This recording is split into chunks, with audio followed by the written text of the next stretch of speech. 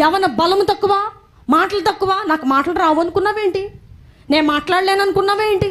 దైవ చిత్తానుసారమైన దుఃఖం పడినప్పుడు, పశ్చాత్తాపడినప్పుడు ఇలాంటి మాటలు రావు. చచ్చిపోతుందా నోరు? క్రీస్తు ప్రభు సిలువలోది సిలువ వేయబడుతుందా నోరు? ఇక నోరు తెరిచి మాట్లాడి నరుడు అక్కడ లేడు, సిలువ వేయబడ్డాడు. దుఃఖపడి ఆ నోరుని తొలగించుకున్నాడు. కక్ష సాధింపులు, కొట్లాటలు, గొడవలు దేనికొస్తాయంటే ముందు అసలు ఇక్కడ దుఃఖం లేదు.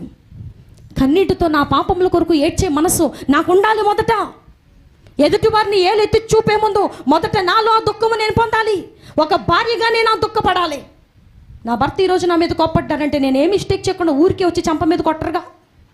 నేనేదో ఒక కోతి పని చేశాను అక్కడ, నేనేదో చెట్టు మీద కోతిలాగా ప్రవర్తించాను అక్కడ.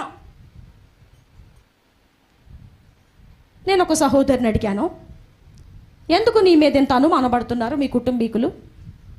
ఓ బాధపడుతున్నావు, ఏడుస్తున్నావు, ఎందుకు మీ కుటుంబీకులు నీ మీద ఎంత అనుమానపడి నీ దగ్గర నుండి రకరకాలైనటువంటి క్లూస్ లాగాలని చూస్తున్నారు?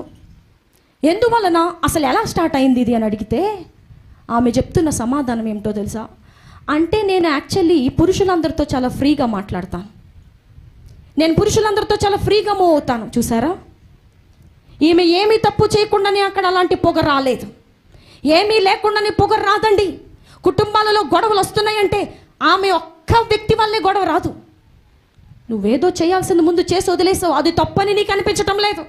నువ్వు ప్రవర్తించే ప్రతి ప్రవర్తన కరెక్ట్గానే నీకు నువ్వే మార్కులు వేసేసుకున్నావు.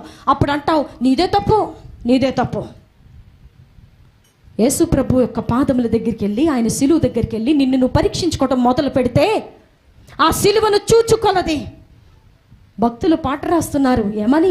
సిలువను చూచుకొలది శిల సమానమైన మనసు, కరిగి కరిగి నీరైపోతుంది.